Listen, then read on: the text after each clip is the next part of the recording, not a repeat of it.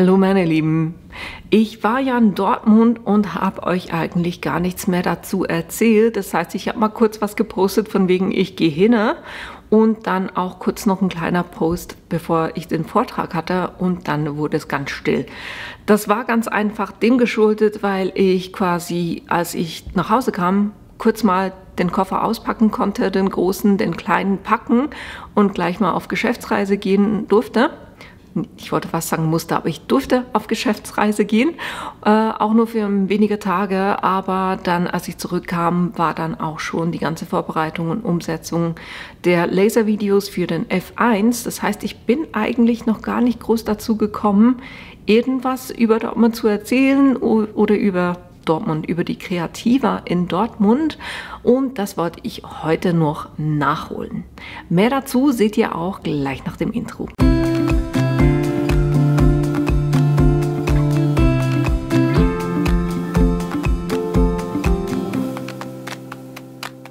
Mein Plan für die Kreativa war ja, dass ich ganz einfach am Mittwoch anreise. Hat tatsächlich auch wunderbar funktioniert. Dann am Donnerstag ein bisschen shoppen gehen. Dann am Freitag und Samstag bei der Miriam am Stand zu sein und auch in der Cutting Academy 2 Vorträge zu halten und dann am Sonntag wieder zurückzureisen. Ihr seht hier auf dem Bildchen auch, ich habe tatsächlich auch einiges vorbereitet und bin schon mit vollen Koffern an die Kreativa gegangen. Eigentlich macht man es ja umgekehrt, dass man eigentlich da was kauft und das dann zurücknimmt. Aber ich brauchte halt einfach sehr viele Beispiele für meinen Vortrag und deshalb, ja, war der Koffer halt da schon voll. Oder fast voll. Ich habe noch was reingekriegt. Und dann eben nach der doch relativ langen Anreise, das waren bei mir, glaube ich, 6,5 bis 7 Stunden von Bern, ja, bin ich da angekommen. Am Abend ging es Abendessen, war wirklich super lecker in der Stadt. Am nächsten Tag, am Donnerstag, ging es dann eben auch schon los mit Shopping an der Kreativa. Und das hat doppelt so viel Spaß gemacht, weil einer meiner Lieblingsmenschen da mit dabei war, die Desiree. Sie ist so der Mensch, mit dem ich mich am meisten austausche zum Basteln und ja, was wir gerade so gestaltet haben oder wenn ich irgendwelche Fragen habe, da hat sie wirklich so auf so ziemlich alles eine Antwort. Und mit so jemandem, der dann auch noch so liebenswert ist, macht das natürlich alles noch viel mehr Spaß. Und darf ich natürlich nicht vergessen, die Iris war auch mit dabei, auch ein super lieber Mensch und das hat so dermaßen Spaß gemacht zu shoppen. Ich muss allerdings auch sagen, das war die erste so große Messe für mich und ich war fast ein bisschen überfordert und verloren, was es da alles zu sehen gab. Ich habe auch nicht allzu viele Bilder gemacht, weil ja, man weiß halt nie, ist es erwünscht oder ist es nicht erwünscht. Ein Laden, der es mir wirklich angetan hat, war der Kreativladen. Schon nur das ganze Deko oder die ganze Deko, die da war, hat sowas von animiert, da auch was kaufen zu wollen und das selber auch umzusetzen. Also da habe ich ordentlich zugelangt. Das war einer. Dann, was ich auch super spannend fand, war beim Klötzchenmann. Der hatte eine komplette Vitrine mit vielen, vielen Beispielen. Und was ich auch super cool fand, Batchmatic, die Buttonpressen herstellen und auch Buttons selber, die haben dem eine Buttonpresse aus Hölzchen gemacht oder aus Klötzchen gemacht. Und die fand ich wirklich Hammer. Ich blende es euch auch ein, damit ihr die seht. Das ist natürlich ein richtig cooles Geschenk. Ja, dann natürlich war ich auch gleich gegenüber bei Batchmatic, wo ich mir so ein bisschen angeguckt habe, ob es da nicht auch eine Buttonpresse geben würde, die mich noch interessieren würde. Da kommt vielleicht noch mehr dazu. Mal gucken. Und auch sonst, es hatte so dermaßen viele interessante Stände. Also für mich war es auf jeden Fall schon mal wert, auch nur für Shoppen dahin zu gehen. Natürlich hat die noch andere Aufgaben an der Messe, aber das Shopping-Erlebnis fand ich schon richtig cool. Dann gab es am Abend natürlich noch ein leckeres Abendessen in großer Runde und ja, dann ging es am Freitag auch schon los mit der Messe, wo man natürlich dann ein bisschen früher da ist, um das Ganze vorzubereiten. Ihr seht auch hier so ein bisschen, wie chaotisch das dann bei mir aussah bei der Vorbereitung des Workshops. Und ich möchte hier auch noch wirklich ein Riesenlob an Miriam die Plottertante, die das eigentlich alles organisiert hat, weitergeben. Weil man darf es nicht unterschätzen, was das für ein Riesenaufwand ist, das zu organisieren. Und dann auch noch den ganzen Tag war sie bei Vorträgen mit dabei, dann war sie auf der Hauptbühne war sie noch und da hat sie sich um alles gekümmert und Fragen beantwortet und auch geguckt, dass sie natürlich auch so ein bisschen Zeit hat, um mit euch zu reden. Ja, wirklich super viel und uns quasi, die da auch im Stand waren, quasi die Plattform gegeben hat, auch, dass wir das nutzen konnten und von dem her wirklich ein Riesenlob an Miriam, dass du das alles so auf die Beine gestellt hast. Für diejenigen, die Miriam nicht kennen, ich denke, gibt's was nicht, aber sollte es tatsächlich noch jemanden geben, die Miriam, die Plottertante, nicht kennen, hier ist ihr Instagram-Account. Mit am Stand war dann auch noch die Marcia von Plotterherzen, auch ein super lieber Mensch, die Miriam tatkräftig unterstützt hat. Und auch die Mone von Machschön war da auch mit am Stand, die da auch tatkräftig unterstützt hat, weil bei uns waren ja auch Stickmaschinen zum einen, die Stellar, die große und von Brother und dann aber auch die Skitch, die ganz kleine von Brother. Ja, und da war wirklich durchaus Interesse vorhanden und Mone konnte da wunderbar auch eben die Fragen beantworten. Dann, wer auch noch mit am Stand war, war Anja von Aslan und dann auch noch die Anke von Shine Grow Show. Und schon nur diese Runde war für mich spannend, um sich da auch so ein bisschen austauschen zu können. Ja, dann hatten wir auch super viele von euch, die uns am Stand besucht haben und das war wirklich so schön. Nicht nur die super tollen positiven Feedbacks, die Fragen, die ihr hattet, die Anregungen, was ich noch zeigen könnte, was ihr gerne sehen möchtet. Es ist für mich halt einfach, wenn ich hier hinter der Kamera sitze, ist was komplett anderes, als wenn ich dann wirklich die Menschen auch vor mir habe.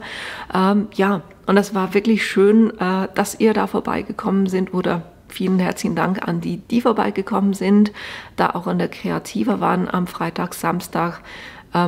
Falls ihr da wart und ich euch tatsächlich verpasst habe, weil ich gerade nicht am Stand war, tut's mir echt leid, aber ich werde nächstes Jahr garantiert auch wieder da sein. Dann hatte ich ja eben, wie gesagt, an 2 Tagen auch noch einen Workshop. Und am Freitag, das war eben der erste Tag, wo ich den Workshop hatte, oder die Präsentation, das ist eigentlich mehr eine Präsentation, weil es ging darum, was kann ein Plotter alles? Das war das Video, was ich euch auch letztes Wochenende oder vorletztes Wochenende hochgeladen habe, für diejenigen, die eben dann nicht dabei sein konnten.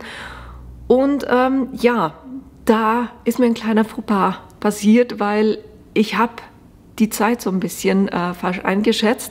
Also ich hatte im Vorfeld, als ich das Video aufgenommen hatte, dachte ich so, oh, 1 Stunde 15, ich habe für die Präsentation nur 1 Stunde Zeit, da muss ich wirklich mich beeilen.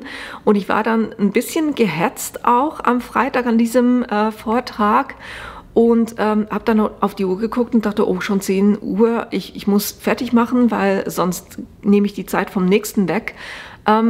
Und das war eigentlich komplett falsch, weil ich hätte bis 10:30 Uhr Zeit gehabt. Das Gute war allerdings, dass ich wusste, ich kriege den Vortrag in 35 Minuten durch. Ein bisschen gestresst, aber es hat irgendwie funktioniert. Aber dadurch konnte ich dann am Samstag wirklich vollkommen relaxed an das Thema ran, weil ich wusste, die Stunde reicht wunderbar. Ich hoffe, diejenigen, die da dabei waren, dass es spannend für euch war.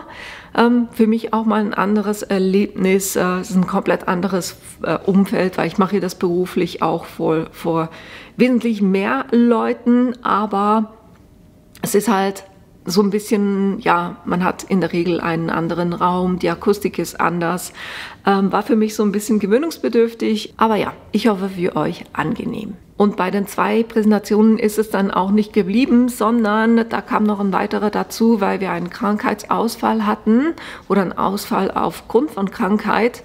Und ja, da ging es um eine Folie, die ich bis jetzt noch nie genutzt hatte. Und von ihm her war dann bei mir am Abend im Hotel, ich wusste es am Freitag, dass sie dann am Samstag den Vortrag halten, kann. Und dann musste ich mich da kurz ein bisschen informieren, was diese Folie eigentlich alles kann, damit das nicht komplett Samter-Prinzip ist, nämlich sicheres Auftreten mit totaler Ahnungslosigkeit.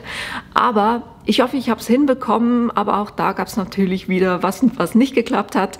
Ich hatte eine Presse verwendet, die ich vorher noch nicht verwendet hatte, und mir war nicht bewusst, dass die dann irgendwann einfach sich ausschaltet, wenn sie denkt, sie wird nicht gebraucht. Und ich war da so im Plappern und Plappern, habe die ersten Folien verpresst und dann noch ein bisschen weiter geplappert und dann versucht, die nächsten Folien zu verpressen. Und das hat einfach nicht gehalten. Ging einfach nicht.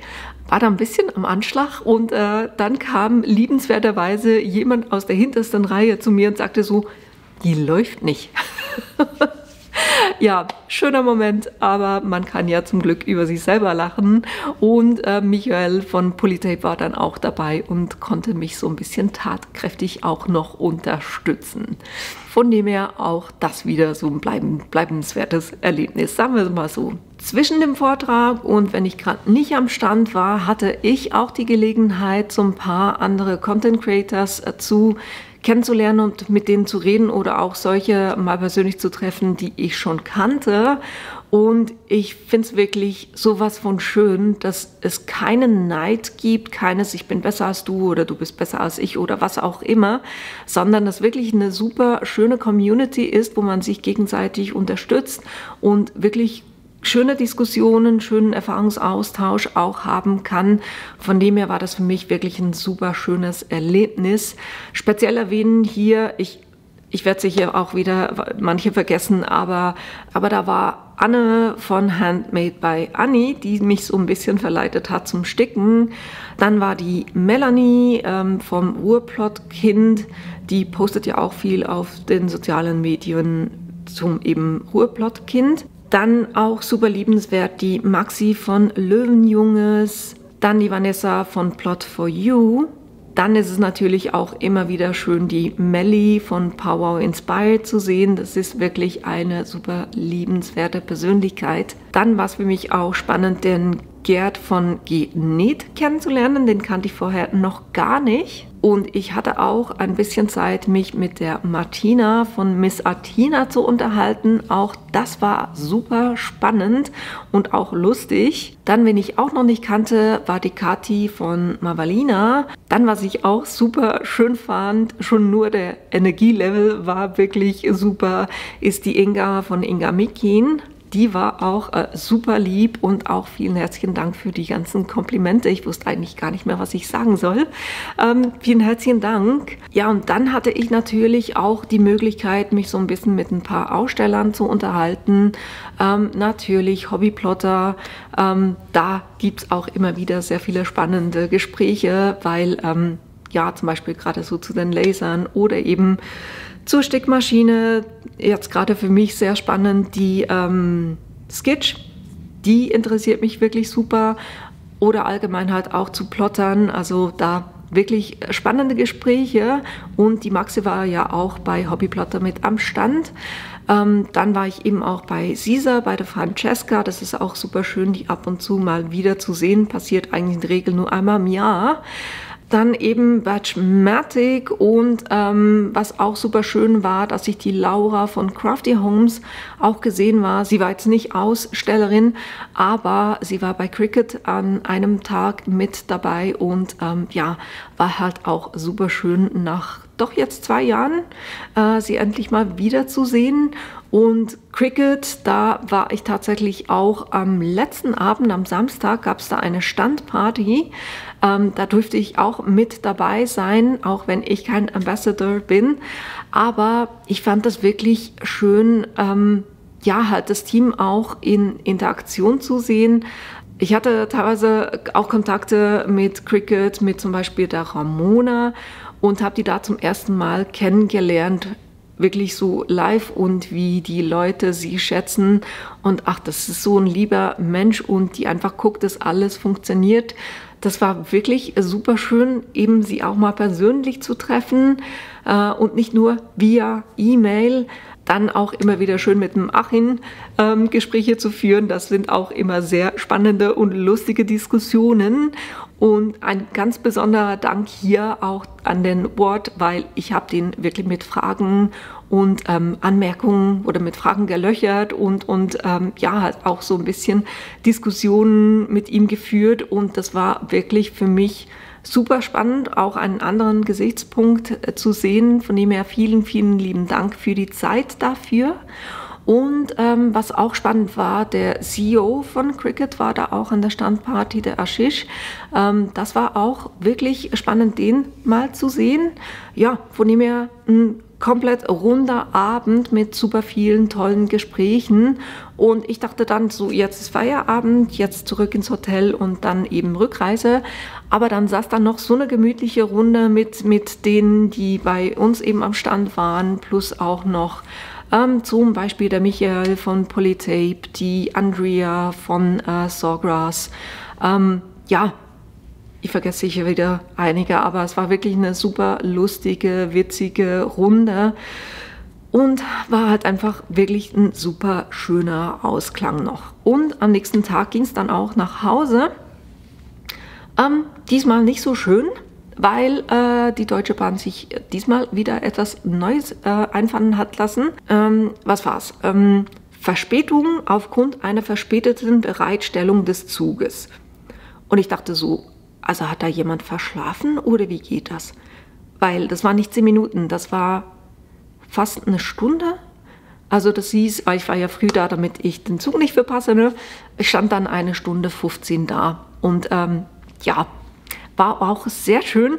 Zum guten Glück war der Paul auch von Cricut auch an diesem Zuggleis oder stand am Zuggleis und wir konnten uns da noch so ein bisschen unterhalten und uns die Zeit vertreiben. Ja, und das ging dann halt leider auch so weiter, weil den nächsten Zug hat man dann auch wieder verpasst und dann wieder den nächsten Zug verpasst. Also schlussendlich war ich 2,5 Stunden später zu Hause, was eben nicht so schön war, weil es Sonntagabend war und ich eigentlich noch Koffer auspacken und dann wieder packen musste. Von dem her nicht das schönste Erlebnis. Aber nun ja, man gewöhnt sich, glaube ich, irgendwann dran mit der Deutschen Bahn, ne? Jo, genau. Das waren so meine Erlebnisse von der Messe, von der Kreativa in Dortmund. Für mich wirklich ein super Erlebnis. Ihr werdet es gemerkt haben, ich habe so viel erlebt, so viele tolle Gespräche gehabt, so viele tolle Menschen kennengelernt. Das werde ich nächstes Jahr auf jeden Fall wieder machen. Aber jetzt wollt ihr sicher auch noch sehen, was ich denn da geshoppt habe. Und dazu kommen wir gleich. Kommen wir noch zu dem, was ich mir alles gekauft habe. Ich dachte eigentlich, ich hatte das Gefühl, es wäre mehr gewesen, aber anscheinend konnte ich mich doch ein bisschen zurückhalten. Bei einigen Sachen war es ein bisschen schade, weil ich bin in den letzten Tagen wirklich nicht groß dazu gekommen, noch für Ostern was anderes zu basteln, als das, was ich mit dem F1 gemacht habe. Aber die Sachen gehen ja nicht kaputt. Ich kann das nächstes Jahr wieder verwenden. Und zwar hatte ich hier diese Gießform. Sind so diese beiden Hasenformen, die quasi zusammenpassen. Männchen und Weibchen. Finde ich super süß, auch mit dem Herzen mittendrin. Bin ich dann super gespannt, wie das bei mir aussieht, wenn ich das gegossen habe. Dann hatte ich auch einen, der so ein bisschen neutraler ist, mit dem Herzen drinne. Davon natürlich auch den kleinen, weil man kann sich ja nicht entscheiden, ne? Und dann habe ich mir, das ist dann wieder für das ganze Jahr, kann man das verwenden, solche Häuschen. Finde ich immer cool, wo man dann auch was draufstempeln kann. Da freue ich mich auch drauf, das dann demnächst hoffentlich zu verwenden. Das waren so die Gussformen, respektive ich habe noch was. Und zwar hatte ich die schon letztes Jahr gesehen, aber da waren sie ausverkauft. Und das sind so, sieht man die irgendwo? Ne, man sieht sie nirgendwo. Aber das sind so kleine Schafe. Ich packe das hier kurz aus. Und die haben innen drinne dann auch so diese kleinen Kreise oder Zwirbel. Ein Gesichtchen, klein, groß. Die fand ich so süß, die wollte ich unbedingt haben, auch zum Gießen.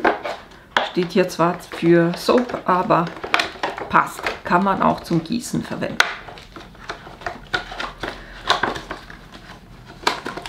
Das war das, was ich an Gussformen gekauft habe. Dann natürlich, was man immer gebrauchen kann, sind so Blending Tools. Ich habe ja massenhaft von den großen mit diesen Dome Kissen. Und da wollte ich so für kleine Sachen, wollte ich auch noch ein paar kleine haben. Das sind von Tim Holtz The Ranger die Distress Tiny Blending Tools. Dann habe ich natürlich wie immer Stempel. Ohne Stempel geht nicht, aber ich konnte mich zurückhalten. Das sind 3 so kleine süße. Und dann habe ich auch noch, ich habe die schon ein paar Mal gesehen bei anderen, fürs Kolorieren. Finde ich die super und deshalb wollte ich auch mal einen von denen kaufen und gucken, wie gut ich damit kolorieren kann oder um das Kolorieren überhaupt so ein bisschen zu üben. Wenn mir das gefällt, dann kann das durchaus sein, dass diese Kollektion dann auch noch ein bisschen wachsen werde, aber wir gucken mal. Dann habe ich hier diese kleinen Becher, das gibt ja auch die großen Becher, aber so klein hatte ich die noch nirgendwo gesehen mit den Deckeln. Die kann man, finde ich, auch immer super schön aufhübschen und es klappt auch gleich quasi die Form dazu, wie man es ausschneiden muss, damit das hier schön, wenn man Papier ringsherum macht, wie man das schön ausschneiden kann, damit das dann super auch gleich drauf passt. Das war etwas. Und im selben Laden, den fand ich wirklich super, konnte ich auch nicht widerstehen und habe hier so kleine, so Mini-Stempel gekauft. Das war hier einmal so ein kleines Schläufchen, dann hier ein Briefchen, dann haben wir hier eine kleine Tasse mit einem Stern mittendrin. Sternregen kann nie verkehrt sein. Dann hier so ein kleines Blumentöpfchen. Den fand ich auch extrem cool, muss ich auch bis nächstes Jahr wieder warten. Das sind diese Hasenohren. Fand ich auch extrem cool. Und ja, ich weiß, ich kann Stempel auch selber lasern, aber ich fand die, ich konnte gerade nicht widerstehen. Sagen wir es einfach so. Dann haben wir hier ein kleines Blatt. Dann hier einen kleinen Ballon mit einem Herzen drauf. Und zu guter Letzt noch so ein Zeichen, Markierungszeichen von einem Ort. Und ja, ich finde die halt einfach super, die ganz kleinen, um die dann mit der Stempelhilfe zu verwenden, dass man so Kreise davon zum Beispiel machen kann. Dafür mag ich die super gerne. Dann hier Nadel-ABC, das habe ich nicht gekauft, sondern das gab es zum Mitnehmen. Das wollte ich unbedingt auch mitnehmen. Dann habe ich hier so Flachbeutel, längliche, weil ich habe nur die großen und ich wollte hier wirklich so was Kleines auch haben. Dann habe ich zum Lasern hier so kleine Anhänger gefunden. Mit dem Infrarotlaser dachte ich, passt das wunderbar, das auszuprobieren. Dann natürlich war Farbtonpapier mit dabei und zwar hatte ich hier diese 5. Das heißt, die Nano finde ich immer super, weil die ganz klein sind und man die wunderbar verwenden kann, um die auf Schachteln, also auf Schachteln und Verzierung zu machen. Dann von der habe ich auch noch die größere oder die Mini gekauft. Dann hat es hier neu so mit ausgefransten Rändern, die fand ich auch super hübsch, die wollte ich auch haben. Und dann gab es noch eine, die innen drinne gepunktet ist oder wo die Punkte ausgestanzt sind. Wollte ich auch haben, von dem her habe ich die. Plus natürlich auch so ein bisschen Garn auch noch, um die Karten oder Geschenkboxen zu verzieren. Das war von Farbtonpapier. Dann habe ich bei Renke die hier gefunden. Das ist quasi eine, wo die Blätter man die hinten dran macht und da hier nur eine feine Linie ausgestanzt wird.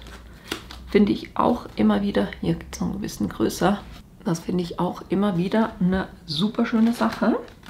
Dann, was ich euch bis jetzt noch gar nie gezeigt hatte, ich habe eine Heißklebepistone von Bosch und die arbeitet mit den kleinen Stick und deshalb, also eigentlich nur so immer Stücke, aber die kann man dann wunderbar auseinanderschneiden. Dann hat man eben diese kleinen Stücke, deshalb mussten davon auch noch ein paar mit.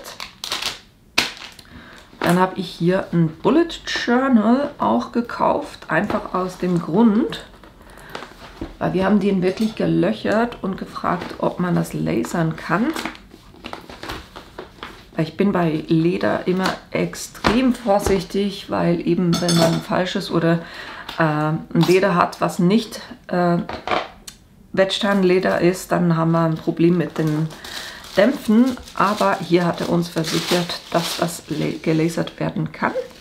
Von dem her wollte ich das unbedingt haben, damit ich das mal ausprobieren kann. Dann auch für ein kleines Experiment waren hier diese Schwammtücher bei einer Freundin von mir, die mit dabei war eben.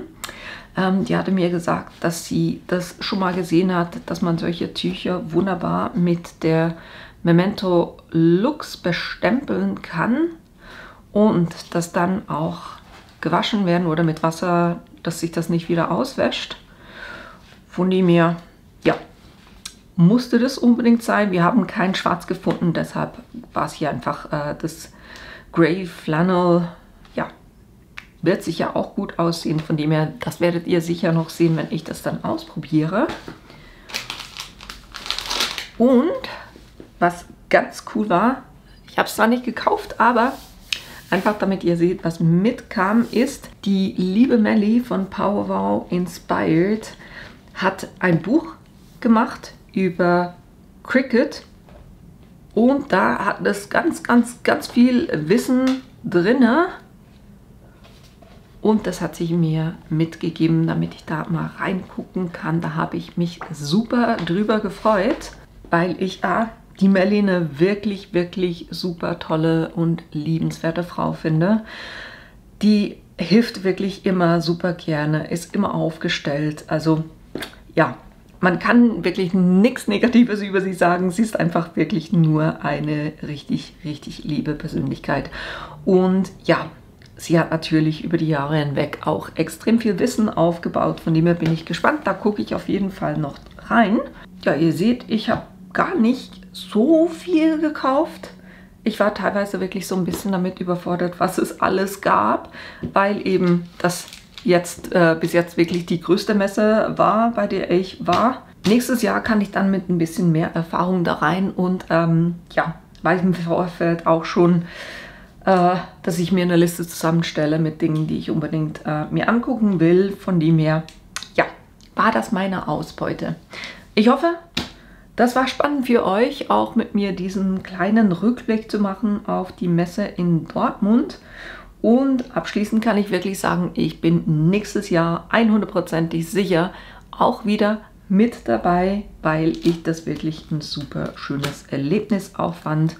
Und ja, danke nochmal für alle die mich angesprochen haben und Hallo gesagt haben und die vielen super lieben Feedbacks, die ihr mir gegeben habt. Das fand ich wirklich mega schön. Sonntag gibt es das nächste Video von mir. Ich hoffe, ihr seid da dabei. Und ja, bis dahin wünsche ich euch einen schönen Abend. Bis bald. Finally woke up with some luck in the book. I don't give a what someone say. Finally got my friends in the back on my roller. We gon' make it big one day.